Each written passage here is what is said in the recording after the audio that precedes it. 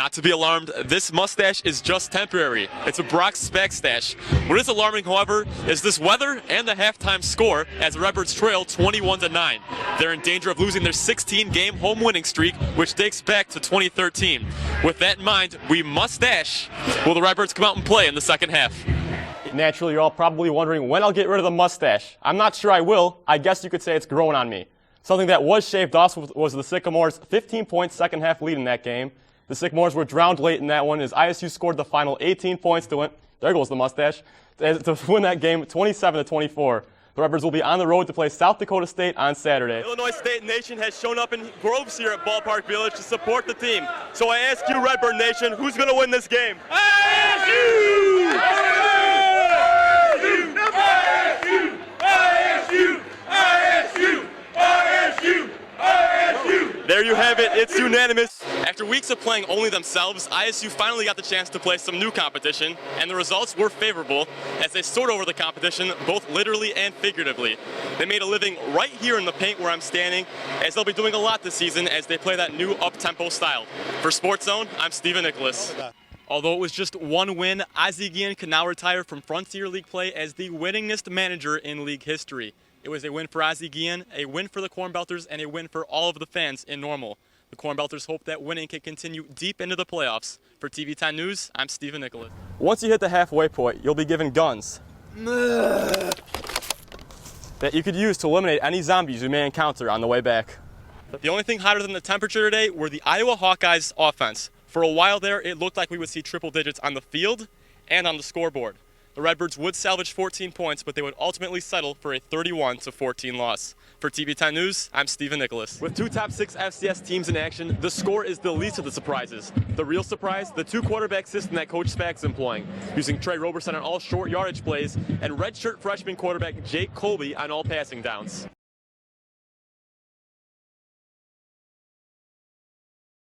The Illinois State men's basketball team has traveled over 4,000 miles the past 9 days. Good afternoon, I'm Stephen Nicholas, and this is Your Sports. They were back on the road last night to play the #1 team in the nation, the Kentucky Wildcats. There's no worse feeling than making a 400-mile overnight trip back to Normal after a loss. Take it from me. That's what ISU was trying to avoid. Here's the story. Would the Cats roar, or would the Birds soar? That was the question when ISU took on the #1 team in the nation for only the second time in school history. The Wildcats' roar was more of a meow at the start of the game, as ISU jumped out to an early 7-1 advantage. During that span, Kentucky would put the Wild back in Wildcats after turning the ball over on their first 3 possessions. A savvy Coach Calipari regrouped his team as the Wildcats clawed back in the game. But a late ISU run knotted it up at 31 at the half. We were lucky to be in the game at halftime.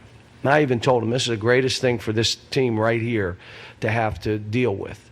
The Wildcats rose to the occasion in the second half and stunned the Redbirds. A 16-point deficit made it seem like the game was over, but Coach Muller and his team had one last run in them. ISU cut the deficit to as little as 8 with just under 5 minutes remaining, but Kentucky's size was as daunting as their national rank. ISU would fall 75-63. But we competed.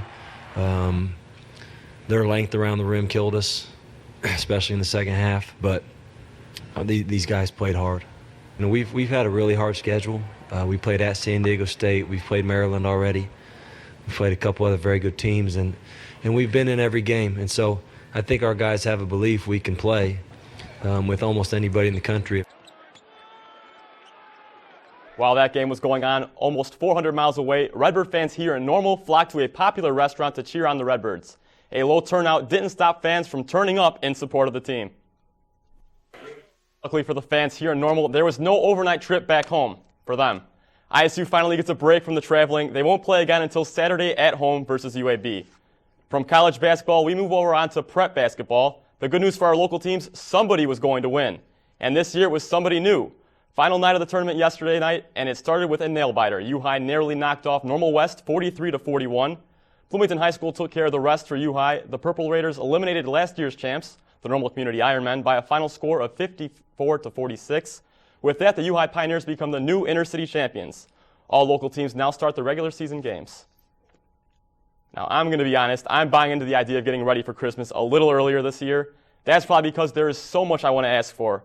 I want a healthy Derrick Rose, and I want Joakim Noah to return from his form 2 years ago. I also want LeBron to retire, but before I get too carried away, Thanksgiving did just pass, so I shouldn't be too greedy. I'll keep it small and just ask for a Bulls victory over the San Antonio Spurs. And Jimmy Butler of the Bulls is going to get his Christmas present early, and he's going to unwrap it. It's an alley-oop lob from Pau Gasol. He throws that one down. And Rose's Jets are hotter than chestnuts roasting on an open fire. He gets the layup blowing by his defender. Later on, it's going to be Taj Gibson following up the McDermott miss, and he's going to put that one back in the stocking for a huge putback jam. Then Tony Parker is going to do what he does best. He's made a career out of it, the mid-range jumper. That puts San Antonio ahead. But they're going to need a 3 here at the end to keep this one alive and tie it. Kawhi Leonard misses. He airballs at Tim Duncan the rebound, kicks it out to Tony Parker, and he too misses. Bulls are going to win this one 92-89. And it was another thriller in Monday Night Football last night. Cleveland Browns quarterback Johnny Manziel was originally named the starter for that game before being demoted to third string after yet another off-the-field incident. Some people just can't seem to separate work from play. For Manziel, his career to this point has been more babysitting than it has been playing football. It makes you wonder if he thinks the NFL stands for the No Fun League. But we're going to get a punt return here by the rookie wide receiver, Kalen Clay, and he is taking this one down the sideline for the touchdown. Ravens in good shape there, but here's a little geography fact for you. 71% of the earth is covered by water. The rest is covered by Carlos Dansby. He picks that one off, and he's taking this one down the sideline as well. He's got blockers, and he's got a touchdown. Great play for Dansby there. Now, after a Josh McCown injury, it should have been Johnny Manziel, but it's going to be Austin Davis, the second stringer, and he's throwing deep to Travis Benjamin for the 41-yard touchdown. That is going to tie the game after a matchup interception. We're going to have a kick to win it, and it's blocked. No worries, though. There's no time left. No, he won't. Maybe he will. Yes, it's Will Hill. He's over the hill, yet still Will Hill will. He's going to get the walk-off kick 6. Ravens win in the most remarkable fashion you will see all season long. The Chicago Bears made an unexpected trade yesterday. Many were caught by surprise when Jared Allen was traded to the Carolina Panthers. The longtime defensive end was struggling to fit into a new Chicago Bears defensive system that forced him to play outside linebacker. The Bears will receive a 6th-round draft pick in exchange for Allen. Evidently, the Bears didn't feel that the active leader in sacks was a bare necessity. Linebacker John Bostic was also traded to the Patriots for a 6th-round pick. Many consider the greatest question ever asked to be what came first, the chicken or the egg. I would say that would you like fries with that would also have to be towards the top. But in my opinion, the greatest question ever asked would have to be, are you ready for some football? The simple answer to that question, yes. Chiefs on the road to take on the Packers for Monday Night Football, and Aaron Rodgers has gone 18 straight home starts without allowing an interception. He's going to find Ty Montgomery really early here. That gives the Packers a quick 7-0 lead. Later on, it's more Rodgers. This time he's going to find Randall Cobb, who's going to stretch over the line there. He loses his helmet, his little LT celebration. Later on, the Chiefs are going to cut into this lead a little bit. Watch Jamal Charles get the touchdown there, and now watch him whip.